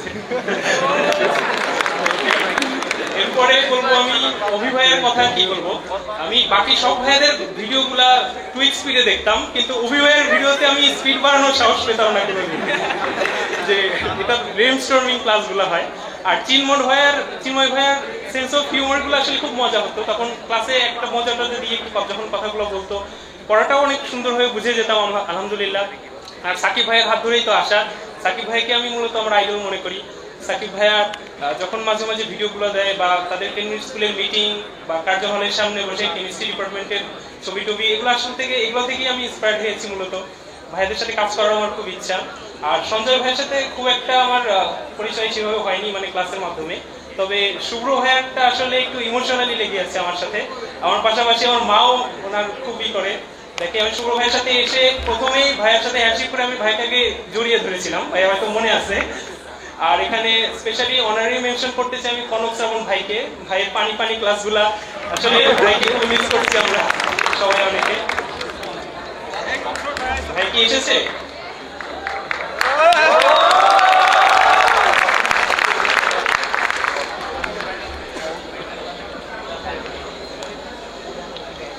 আসসালামু আলাইকুম, কি অবস্থা তোমাদের? আচ্ছা, আমার খুব ভালো লাগে, মনে করি আমি সকল স্বার্থের ঊর্ধ্বে ভালো টিচার হওয়ার আগেও ভালো মানুষ হওয়াটা ইম্পর্টেন্ট। থ্যাংক ইউ, তোমরা আবারও প্রমাণ করলা যে টিচার বেঁচে থাকে স্টুডেন্টের মনের মাঝে। থ্যাংক ইউ ভাইয়া। আসছি হচ্ছে ব্রাহ্মণবাড়িয়া সরকারি কলেজ থেকে আমি আর আমার বন্ধু সামনে বসে আছে। আমি আর আমার বন্ধু আছিলাম রুমমেট, আর আমাদের কলেজ থেকে মাত্র 2 জন স্টুডেন্ট চান্স পেয়েছে বুয়েটে। এই বুয়েটে আমাদের কলেজ থেকে প্রতি বছর 1 জন 2 জন এরকম ভাবে চান্স পায়। আমার আশা ছিল যে আমি ওই 1 জনের মধ্যেই হব, কিন্তু আমি এইচএসসি লেভেলে ওই আহামরি স্টুডেন্ট ছিলাম না। কোনো মতে A+ যাকে বলে 3টা বিষয়ে A পায়া এসএসসিতে A+ পাই। তারপরে ভালো কোনো কলেজের নামও আমি জানতাম না, আর পড়ালেখার প্রতি তেমন আগ্রহ ছিল না। কিন্তু কলেজে ভর্তি হওয়ার পরে চোখে হয়তো রঙিন চশমা লেগে গেছিল। চোখে রঙিন চশমা লাগার কারণে প্রায় 6 মাস ঘোরাঘুরি করি, এদিকে যাই সেদিকে যাই। ঘোরাঘুরি করার পরে হাফ ইয়ারলিতে ফেল করি। ফেল করার পরে ওই ফেলটা ছিল আমার টার্নিং পয়েন্ট। ওই ফেলটাতে আমার মাকে একটু স্যাররা অপমান করে আমার কাছে মনে হয়েছিল। ওই ফেলটা থেকে আমি ঘুরে দাঁড়ানোর ক্ষেত্রে আমি প্রথমে স্যারদের ক্লাস করি। স্যারদের ক্লাস করার ক্ষেত্রে স্যারদের ক্লাসে টিউশনিতে যাইতাম, কিন্তু আমার কাছে ভালো লাগতো না। আমি যখন অনলাইন ক্লাসে আসলাম, আমি অনলাইন ক্লাসে আসার পরে সব ধরনের ক্লাস, এমনকি কলেজের ক্লাস সবগুলো বন্ধ করে দিয়ে শুধু অনলাইনই হয়ে যায়। এমনকি অনলাইনে এরকম ভাবে এডিক্টেড হয়েছি যে আমি প্রায় সারাদিনই ক্লাস করতে পারতাম, এমনকি সারা রাত ওইগুলো শেষও করতে পারতাম। আর আমার কাছে সবচেয়ে বড় অনুপ্রেরণা হইতেছে যে আমি আজকে তাদেরকে প্রথম দেখতে পারতেছি, এবং আমি এমন একজন স্টুডেন্ট যে সর্বপ্রথম ঢাকাতে আসছি জানুয়ারি মাসের 2022 সালে জানুয়ারি মাসের 1 তারিখে। এর আগে আমি কোনোদিন ঢাকাতেই আসি নাই। আর আমি যেহেতু বলছি যে আমি এর আগে আহামরি কোনো স্টুডেন্ট ছিলাম না, মানে আমি কোনো কলেজের বা এডমিশনের কোনো ধরনের প্রতিযোগিতায় ফার্স্ট পজিশন অর্জন করে নাই আমার জীবনে। আমার এই বিশ্বাসটা ছিল যে আমাদের কলেজ থেকে যেহেতু 1 জন তাহলে আমি ওই 1 জনের মধ্যেই থাকবো। তারপর আমি ক্লাসগুলো করে যখন কলেজে তেমনভাবে ইফেক্টিভ মনে হচ্ছে না, তখন আমি অনলাইনে যাইয়া সার্চ করার পরে প্রথমেই বলছি যে চিন্ময় ভাইয়ের একটা ক্লাস আছে। চিন্ময় ভাইয়ের ক্লাসটা আসার পরে চিন্ময় ভাই ওই দিন বুট কোয়েশন সলিউশন দেখাইছিল। তো আমি বুট কোয়েশন সলিউশন দিই না, আমার তো বেসিক দুর্বলতা আছে। আমি তখন বুঝতে পারি যে আমার বেসিক দুর্বলতা আছে। বেসিক দুর্বলতা থাকার কারণে আমি আরো সার্চ করে অপার ভাইয়ের বেসিকের ক্লাস পাই। বেসিকের ক্লাসগুলো অনেকেও হয়তো মনে করে যে ফ্রি ক্লাস, কোনো মূল্য নাই, কিন্তু ওই ক্লাসগুলো যে কতটা ইফেক্টিভ, আমি ওই ক্লাসগুলো করার পরে বইয়ের 50% এমনকি 90% পর্যন্ত ম্যাথ করতে পারতাম। আর অপার ভাইয়ের সাথে এখান থেকে যাত্রা শুরু হওয়ার পরে অপার ভাই শর্ট সিলেবাস কোর্স নিয়ে আসে, ওইটাতে যুক্ত ছিলাম। ওইটাতে যুক্ত থাকা অবস্থায় আমাদের স্যাররা অনলাইন ক্লাস করাইতো, আমি ওইগুলো একদমই করি না। তারপর যখন আবার যখন কলেজ খোলা অবস্থায় আমি তখন ছিলাম হচ্ছে অপার চিন্ময় ফিজিক্স কোর্সে। ওই কোর্সে থাকা অবস্থায় আমি ফিল করি যে কলেজে রেডি হয়ে যাইতে আসতে আমার প্রায় 1 ঘন্টা নাই। তার মানে আমি এই 1 ঘন্টায় একটা ক্লাস করে নিতে পারতেছি। তার মানে আমি কেন বাইরে যাব? আমি আর আমার বন্ধু মহিন, ও হইতে সামনে আছে, ও আমি একদিনও 3 মাসে একদিনও কলেজে যাই। কারণ কি? হ্যাঁ, কারণ হচ্ছে ওই ক্লাসগুলোতে গেলে আমাদের মনে হতো যে আমরা যা পড়ি তাই তো আবার আমরা যা পারি তাই তো আবার পড়াইতেছে। তার মানে আমাদের সময়গুলো মোটামুটিভাবে নষ্ট হচ্ছে। তখন আমি প্ল্যান করি যে অপার ভাই আর চিন্ময় ভাইয়ের সাথে যতদিন আসি ইনশাল্লাহ তাদের সাথে যুক্ত থাকবো। তখন অ্যাডমিশন জার্নি শুরু হওয়ার পরে আস্তে আস্তে শুক্র ভাইয়ের একটা ক্লাস দেখছিলাম। শুক্র ভাই উনি হয়তো ফ্রি ক্লাস নিত বায়োলজি অনেকগুলা, আমার বায়োলজি মেন ছিল, ম্যাথ ছিল অপশনাল। আমি ওইখানে আরেকটু দুর্বলতা করে যাই যে আমার ম্যাথ অপশনাল, আমি তো 6 মাস ম্যাথ করি নাই, তার মানে আমি কিভাবে বুয়েটে চান্স পাবো? কিন্তু আলহামদুলিল্লাহ অভিদত্ত তুষার ভাইয়ের সাথে যুক্ত হয়ে আমি আলহামদুলিল্লাহ ম্যাথে এই দুর্বলতা কাটিয়ে তুলতে পেরেছি। আর অভিদত্ত তুষার ভাইয়ের সাথে আমার ক্লাস করার ক্ষেত্রে এতটাই ভালো লাগছে যে উনি যেই সাবজেক্টে পড়ে ওই সাবজেক্টই আমার প্রিয় সাবজেক্ট হয়ে যায়, এতটাই ভালো লাগছে। আর অভিদত্ত তুষার ভাইয়ের সাথে হয়তো ওনার ক্লাস শুরু হওয়ার পরে আমি ওনার সাথে যুক্ত হই, মোটামুটি কিছু ক্লাস লাইভে করি, কিছু ক্লাস রেকর্ডেড করি, কিন্তু উনি মাঝে মাঝে আমার নাম নিত, তখন আমার ভালো লাগতো। আর আমাদের অঞ্চল হচ্ছে এরকম অঞ্চল, যেই অঞ্চল থেকে আমার আগে প্রায় আমাদের স্কুল থেকে 50 বছর হয়েছে স্কুল প্রতিষ্ঠিত হয়েছে, এর আগে কেউ বুয়েটে আসে নাই। আর সত্যি কথা বলতে অপার বাইরে আমি অলওয়েজ আমার গুরু মানি, আর চিন্ময় ভাই হচ্ছে আমার বস। কারণ ওনার ক্লাসগুলা বিশেষ করে আমি আগেও বলছি এখনো বলতেছি, নিউটনিয়ান মেকানিক্স ওনার ক্লাসগুলা যদি এই 17টা 19টা ক্লাস যে করবে, এর কাছে যদি নিউটনিয়ান মেকানিক্স কঠিন লাগে তাহলে হয়তো সে ক্লাসগুলা ফাঁকি দিছে, আমি মনে করবো ক্লাসগুলা ফাঁকি দিছে। আমি এত ফাঁকি দিয়েও যদি আমি বুঝতে পারি, মানে আমি তো আমার কাছে নেটওয়ার্ক একবার আসতো একবার যাইতো, তার মানে আমি যদি বুঝতে পারি তাহলে সে ক্লাসগুলা ফাঁকি দিছে। আমি এই কারণে বলবো মানে সে 3 গুণ 4 গুণ স্পিড দিয়ে দেখছে, আর আমি কোনো ক্লাস স্পিড দিয়ে দেখি না। কারণ হচ্ছে স্পিড দিয়ে ক্লাস দেখার মানে কি, আমার কাছে হিউজ সময় আছে, আমার কাছে সময় নাই বললো, আমার কাছে হয়তো সময় নাই 3 মাস আমি বলতেছি, কিন্তু 3 মাস অনেক সময়। আমি চাইলে 24 ঘন্টা পড়তে পারি, তার মানে কি, তার মানে আমার কাছে অনেক সময় আছে। আমি যে ওই এক টানে 2 গুণ স্পিডে দিয়ে গেলাম এটা কোনো লাভ নাই। আমি এক স্পিডে সবসময় একে দেখতাম।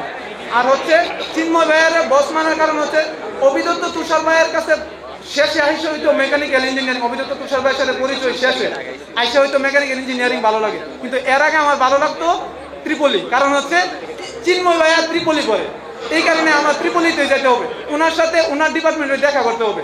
আর সত্যি কথা বলতে কি, আমি বুয়েটের স্বপ্ন দেখতে বই পাইতাম, আর আমি আমার কোনো বন্ধুরে বলতাম না যে আমি বুয়েটে করবো, কারণ কেউই হয়তো বিশ্বাস করবে না।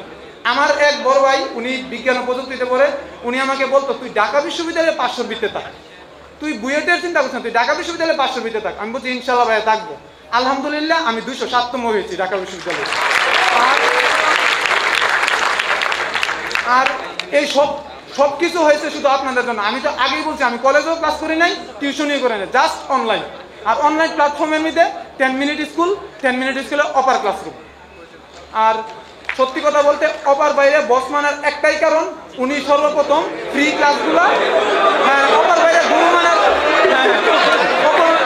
অপার বাইরে গুরু মানার প্রথমে একটাই কারণ, উনি ফিজিক্স ক্লাসগুলো সিকুয়েন্সলি দিয়ে গেছে, আর আমাদের জন্য সবচেয়ে উপকার হয়েছে। আর এই ফ্রি ক্লাসগুলো আমি মনে করি যারা প্রথমে ভর্তি হয় তারা যদি দেখে নেই তাহলে অনেক অ্যাডভান্স হতে পারবে। আমি হয়তো শেষের দিকে বললাম না 6 মাস আমার রঙিন চশমা ছিল, তার মানে ওই 6 মাস যদি কেউ দিকে ফেলে রঙিন চশমার থেকে বাইরে গিয়া, তার মানে তার উপকার হবে। আর হচ্ছে অভিদত্ত তুষার ভাইয়ের কথা বলতে গেলে, অভিদত্ত তুষার ভাই আমার ম্যাথ নতুনভাবে কইরা নতুনভাবে মানে নতুনভাবে শুরু কইরা নতুনভাবে শেষ করার পদ্ধতি শিখাইছে। আর সঞ্জয় দাদার কথা বলতে গেলে, সঞ্জয় দাদার সাথে আমার পরিচয় হচ্ছে ইঞ্জিনিয়ারিং কেমিস্ট্রি কোর্সে। এই কোর্সের মধ্যে আমি হয়তো রেগুলার ছিলাম না, কিন্তু একটা জিনিস, সঞ্জয় দাদা খুব অ্যাক্টিভ একটা পার্সন। উনি যে কোনো মেসেজ, যে কোনো ধরনের প্রশ্ন উনি উত্তর দিতেন। আমি উদ্বাসে যখন আমাদের সঞ্জয় দাদা জৈব যৌগ পড়ানোর আগে উদ্বাসে পড়ানো হয়, উদ্বাসের উইকলি এক্সামে আমি কেমিস্ট্রির সেকেন্ড পেপারে জৈব যৌগ কিছুই পারি না। তখন আমি সঞ্জয় দাদারা বলি, স্যার সঞ্জয় দাদা আমার তো কেমিস্ট্রিতে দুর্বলতা আছে, মানে কেমিস্ট্রির জৈব যৌগ দুর্বলতা আছে। তখন দাদা বলে তুমি একটা একটা করে পড়ো আর তুমি আমার কাছে লিখে লিখে আপলোড দাও। তখন আমি একটা একটা মানে পড়ালেখার শেষ সময়ে যখন ঘুমানোর প্রস্তুতি নিতাম, তখন 20 থেকে 30 মিনিটে একটা একটা করে টপিক পড়তাম, যেমন এলডিহাইড কিটোন একটা করে টপিক করতাম আর লিখতাম, লিখে সঞ্জয় দাদাকে দিতাম। উনি কি করতো, উনি যখন একটা লাভ রিয়েক্ট দিত তখন আমার মনেও লাড্ডু ফুটতো। আর সত্যি কথা বলতে ওই দিন থেকে তার সঞ্জয় দাদার প্রতি আমার শ্রদ্ধা অনেক অনেক বেড়ে যায়। সঞ্জয় দাদাকে আমার মন থেকে ধন্যবাদ, আর আমার জন্য দোয়া করবেন। আচ্ছা অপার ভাইয়া হয়তো আমার সাথে কথা হয়েছে একবার, ইঞ্জিনিয়ারিং করছে। অপার ভাইকে বলছি যে ওই দিন আমার যে কি খুশি লাগছে আমি নিজেও বলতে পারি না। আচ্ছা ধন্যবাদ ভাইয়া, দোয়া করবেন। সৃষ্টি করেছেন। আমি প্রদীপ দেবী, আমি খ্রিস্টান, কিন্তু আমি আমার সন্তানদের যখন থেকে তারা বুঝতে শুরু করলো, আমি প্রতিদিন সকালবেলা এই লাইনটা তাদেরকে আমি বলি যে পড়ো তোমার প্রভুর নামে যিনি তোমাকে সৃষ্টি করেছেন। আর এই কারণেই আজকে এই মেধাবীদের মধ্যে আমি আজকে এই কথাটা বলার সুযোগ স্রষ্টা আমাকে দিয়েছেন। এই জন্য স্রষ্টাকে কাছে আমি কৃতজ্ঞতা প্রকাশ করছি। আমার ছেলে জর্জ পল্লব দেবী আজকে ভলান্টিয়ারের কাজ করছে, অত্যন্ত লাজুক প্রকৃতি। আমি বললাম বাবা তুমি কিছু বলো, কিন্তু উনি বললেন বাবা আমি বলতে পারবো না, যার জন্য বাবা হিসাবে আমাকে আপনাদের কাছে বলতে হচ্ছে, কৃতজ্ঞতা জানাতে হচ্ছে। আমি আপনাদের কাছে কৃতজ্ঞ। এবং আমার ছেলে আপনাদেরকে বলে থাকে অপর চিন্ময় ভাই, এবং আমিও বলছি অপর চিন্ময় ভাই, আপনাদের কাছে আমি কৃতজ্ঞ। এবং একটি বিষয়, আমি খ্রিস্টান এবং আমার সোসাইটি থেকে 4টি বিষয় আমার জানা মতে এই পর্যন্ত কেউ চান্স পায়নি। আমার ছেলে প্রথম এমআইএসিতে পরীক্ষা দিয়েছিল, সেখানে চান্স পেয়েছে। আমার বাড়ি বরিশালে, আমি সেখান থেকে তাকে বলেছিলাম বাবা ভর্তি হও, 1,13,000 টাকার মতো। আমার ছেলে ভর্তি হলেন না। উনি বললেন যে না আমি বুয়েটে পড়বো। তারপরে সে পরীক্ষা দিল মেডিকেলে, সেখানেও তার চান্স নিয়ে নিল। সে বলল আমি মেডিকেলে পড়বো না। সে তারপরে পরীক্ষা দিল বুয়েটে, সেখানে তার চান্স হলো। সে পরীক্ষা দিল ঢাকা বিশ্ববিদ্যালয়, সেখানেও তার চান্স হলো। আমি ধন্যবাদ করি স্রষ্টাকে এই অনুগ্রহের জন্য। আমার মতো এই ছোট্ট একটি মানুষকে স্রষ্টা এই দয়া করেছেন। কার মাধ্যমে দয়া করেছেন? আপনাদের মাধ্যমে দয়া করেছেন। অপর চিন্ময় ভাই, আমি আপনাদের কাছে চিরকৃতজ্ঞ যে আপনাদের প্রচেষ্টা, আপনাদের ভিডিওগুলো যখন আমি আমার ছেলে তার পড়ার রুমে বসে পড়তো, সুন্দর কিছু ডায়ালগ, আমি যেহেতু অ্যাডভোকেট, আমি প্রকৃতি থেকে আমি অনেক শব্দ নেই, আপনাদের কাছ থেকেও শব্দ নিয়ে আমি আমার প্রফেশনেও আমি ব্যবহার করেছি। আপনাদের কাছে আমি কৃতজ্ঞ এবং কৃতজ্ঞ। সবাইকে ধন্যবাদ। ধন্যবাদ ধন্যবাদ ধন্যবাদ। আমাদের গ্রাম মফস্বল আশুলিয়ার দ্বার প্রান্তে আমরা একটি ছোট গ্রামে বাস করি।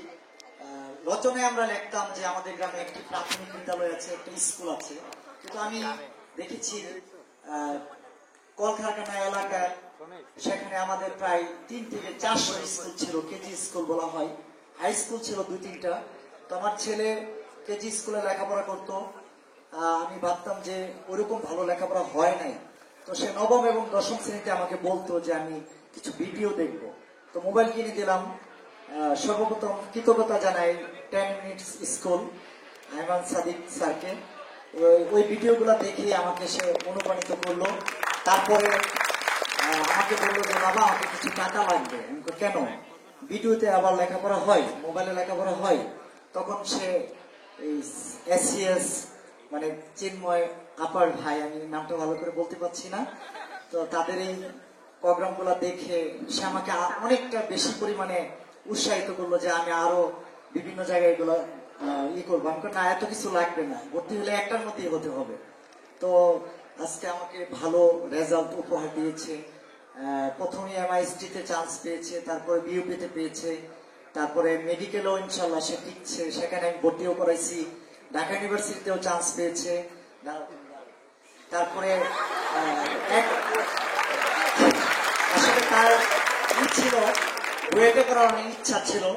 একটা ছোট ভাই সেখান থেকে বললো যে একটু কষ্ট আছে, যে এবছর শিক্ষামন্ত্রী 1 বা 2 নাম্বারের জন্য অনেক ছাত্ররা জড়িয়ে পড়েছে, আমার ছেলে 1 নাম্বারের জন্য হয়তো পরীক্ষাটা দিতে পারে। আমি তাকে পাশে রেখেছি, উৎসাহ দিয়েছি যে না কোনো সমস্যা নেই। আজকে এই অনুষ্ঠানে আনার জন্য সকাল থেকে আমাকে কোনো কিছু বলে নাই, বই কিনে দিতে হবে, এর জন্য আমি ঢাকায় প্রবেশ করেছি। তো ওখান থেকে আমাকে জোর করে নিয়ে আসা সারপ্রাইজ দিয়েছে যে আমি যেখানে পড়াশোনা করতাম আজকে সেই অনুষ্ঠানটাই তোমাকে প্রবেশ করাচ্ছি।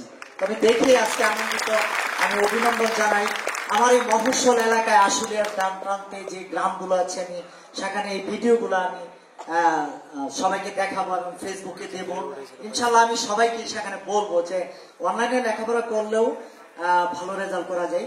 আর আজকের এই অনুষ্ঠানে যারা আমন্ত্রিত ছাত্রছাত্রীরা যারা চান্স পেয়েছে, আমি তাদের সুস্বাস্থ্য এবং সুন্দর জীবন কামনা করে আপনাদেরকে কৃতজ্ঞতা দিয়ে আমার বক্তব্য শেষ করছি। জলে ভেজো তৃষ্ণার তরি দমে, শুধুই আমি মরিচিকার মতো। তবে তাই যদি হয় করি না গো ভয়, জানি আধার রাত করিয়ে হবে সূর্যোদয়।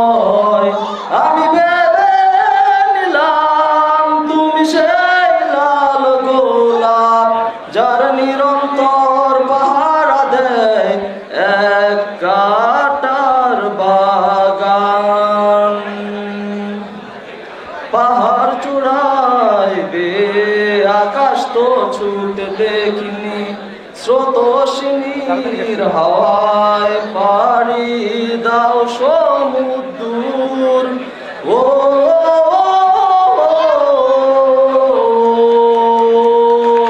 আছড়ে পড়ে যে আমার বুকে দুরন্ত বেগে, নাকি কাঁদিয়ে আমাকে সেই চোখের জলে ভেজো তৃষ্ণার তরি দয়ে, শুধুই আমি মরিচিকার মতো। তবে তাই যদি হয় করি না গো ভয়, জানি আধার রাত ঘনিয়ে হবে সূর্যোদয়। আমি ভেবে নিলাম তুমি সেই লাল গোলাপ, যার নিরন্তর পাহাড় দেয় এক কাটার বাগান।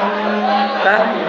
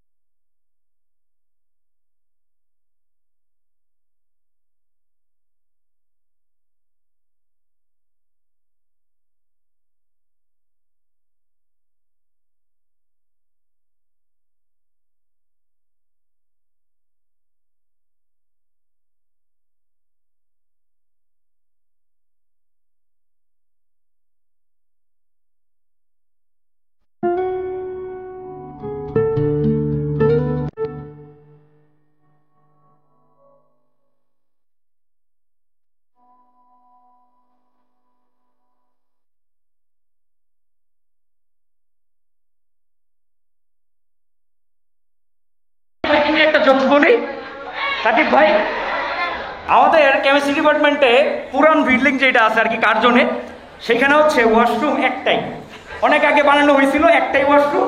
এই একই ওয়াশরুম ছেলেরাও ইউজ করে, মেয়েরাও ইউজ করে। এখন হয়েছে কি, আমাদের ব্যাচে সুষমা আফরোজ নামে এক মেয়ে ছিল, সে হচ্ছে আগে গিয়ে সিরিয়াল ধরছে ওইটার সামনে, বাথরুমের সামনে। এখন আমাদের সাকিব ভাই একটু পরে গেছে, তার চাপ লাগছে, গিয়ে দাঁড়াইছে। এখন ভিতরে যে ছিল সে বের হইল, বের হয়ে আসার পরে দরজাটা খোলা, কে যাবে কিছু বুঝতে পারতেছে না, এই সিচুয়েশনে আছে। এখন মেয়েটা বললো সাকিবকে, যাবা? সাকিব বললো, তুমি একাই যাও।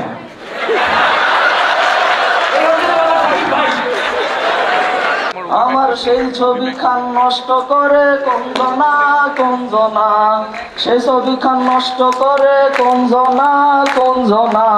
সবাই তোমার ঘরে বসত করে কয়জনা মন জানো না, তোমার ঘরে বসত করে কয়জনা, তোমার ঘরে বাস করে কারায় মন জানো না, তোমার ঘরে বাস করে কারায় মন জানো না, তোমার ঘরে বসত করে কয়জনা মন জানো না, তোমার ঘরে বসত করে কয়জনা। রস খাইয়া হইয়া মাতা ওই দেখো হাত ফসকে যায় ঘোড়ার লাগাম, রস খাইয়া হইয়া মাতা ওই দেখো হাত ফসকে যায় ঘোড়ার লাগাম, সেই লাগাম খানা ধরে দেখো কঞ্জনা কঞ্জনা, লাগাম খানা ধরে দেখো কঞ্জনা কঞ্জনা। তোমার ঘরে বসত করে কয়জনা মন জানো না, তোমার ঘরে বসত করে কয়জনা, তোমার ঘরে বাস করে কারায় মন জানো না, তোমার ঘরে বাস করে কারায় মন জানো না, তোমার ঘরে বসত করে কয়জনা মন জানো না, তোমার ঘরে বসত করে কয়জনা। Thank you. আরে জোস, খুব অসাধারণ গান। আর কি কেউ নেই এতগুলা ব্রিলিয়ান্ট এবং আভিয়ানের মধ্যে? ওরে অন্তর কালা করলাম রে দুরন্ত পরবাসী, আমার অন্তর কালা করলাম রে দুরন্ত পরবাসী। এতদিন সাকিব ভাই আমাদের প্রশ্ন করছে, আমরা পরীক্ষা দিছি। এখন আমি সাকিব ভাইয়ের একটা প্রশ্ন জিজ্ঞাসা করবো জৈব রসায়ন নিয়ে। জাস্ট একটা, আমি এই কোশ্চেনটা ডিউ ফার্মাসিতে পরে ওনার একটা আমার টিচার কেমিস্ট্রি জিজ্ঞাসা করছিলাম, একটা অ্যান্সার দিছিল। আমি দেখবো ভাইয়া কি অ্যান্সার, বা বেঞ্জিনের 6টা হাত। আপনি বহুত তো কাছে আসার গল্প বলছেন আমাদের। এখন আমি জানতে চাই 6টা হাতের উপরে প্রতিস্থাপন, দুই সাইডে অর্থ, এই নিচের দুই সাইডে হচ্ছে প্যারা, মাঝখানে মেটা, মাঝখানে প্যারা, দুই সাইডে মেটার অর্থ আছে, উপরে আর নিচের দুইটা নাম আলাদা কেন? এটা দুটো সেম হইতে পারতো। আচ্ছা শুনো, এইখানে নামটা সবাই কিসের উপর, মানে কিসের উপর বেস করা হয় সবাই জানে, উপরের প্রতিস্থাপকের উপর বেস করে। ধরো প্রতিস্থাপকটাকে তোমাকে 1 নাম্বার কার্বন ধরতে হবে। ধরো ফেনল, ফেনলে হচ্ছে 1 নাম্বার কার্বনের OH মূলক আছে। তাহলে তো এদিকে মেটা, এদিকে মেটা, প্যারা প্যারা, ঠিক আছে। তো প্রতিস্থাপন আর প্যারাটা, মেটা অর্থ দুইটা সেম, মেটা মেটা দুইটা সেম, ও প্রতিস্থাপন আর মানে এক ভিন্ন কেন? উপরে প্রতিস্থাপন আর একবারে নিচে কি প্যারা, দুই সাইডে তো অর্থ দুইটা, মেটা দুইটা, ওই দুইটা কেন সেম হলো না? বাকি দুইটা কেন সেম হইল? আচ্ছা এখানে তো সক্রিয়তা সিরিজ তোমাকে দেখতে হবে। সক্রিয়তা সিরিজে যে উপরের দিকে আছে সে হচ্ছে 1 নাম্বার কার্বন, বুঝতে পারছো? আচ্ছা যাই হোক, কেমিস্ট্রি না নিয়ে আসি, একদম সিম্পল। ধরো হচ্ছে উপরে একটা প্রতিস্থাপক, প্যারা একটা প্রতিস্থাপক, ওইটার নাম কেন প্যারা দিছো? কারণ ওইটা সক্রিয়তা সিরিজে। হ্যাঁ আচ্ছা, পোলাওয়াইন বিরক্ত হইতেছে, একদম সহজ প্রশ্ন এটা। ধরো হচ্ছে প্যারা হাইড্রক্সি বেনজোইক অ্যাসিড, 1 নম্বরে COOH, ঠিক আছে, আর 4 নম্বরে কি OH মূলক। তাহলে 1 নাম্বার কার্বনটা কেন ধরলা তুমি COOH? কারণ কার্যকরী মূলকে ওইটা উপরের দিকে আছে।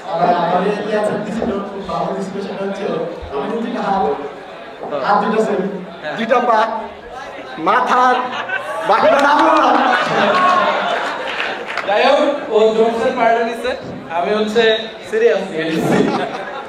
স্টেজে সিরিয়াস নেওয়া যাবে না। আশা করি সবাই ভালো আছে। আসলে আমি এই কবিতাটাই 2-1 দিন শোনা যায়, 2-1 দিনের ভিতরেই একটু প্র্যাকটিস করেছে, মানে ফেসবুকে ছাড়বো আর কি, এই জন্য আর কি মূল টার্গেট ছিল। কিন্তু হঠাৎই এখানে এসে যে কাজে লেগে যাবে আমি বুঝতে পারিনি। তবুও এটা খুব মনের মতো হয়েছে তা না, কিন্তু চেষ্টা তো করা যায় নাকি, কি যায় নাকি?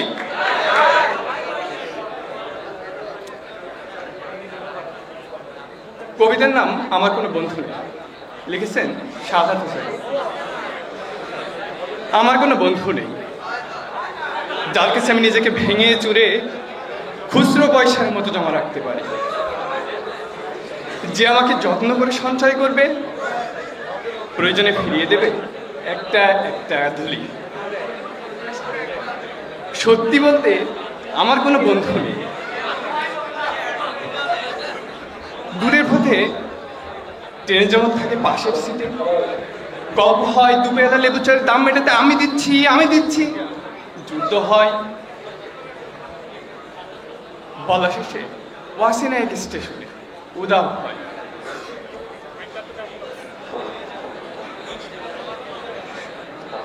এই যে আমি পথ হাঁটছি, রোজ ঘাটছি বুকের ভেতর কষ্ট ক্লেদ, এই যে আমি ক্লান্ত ভীষণ, বুকের ভেতর জমছে কেবল দুঃখের মেয়ে, তবু আমার নিজের কোনো বৃক্ষ নেই।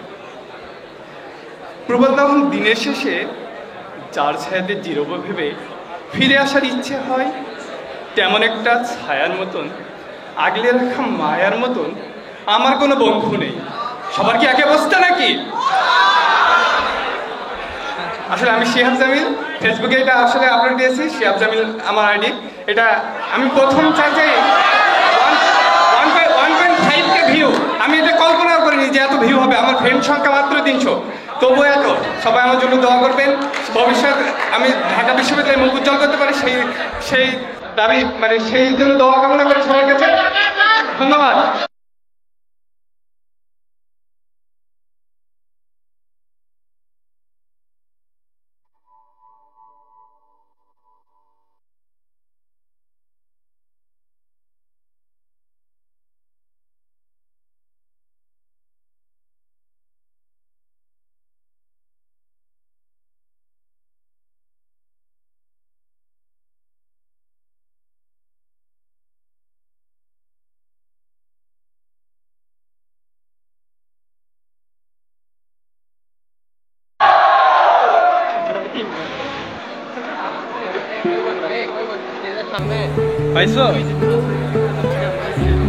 ভাই বোনদের জন্য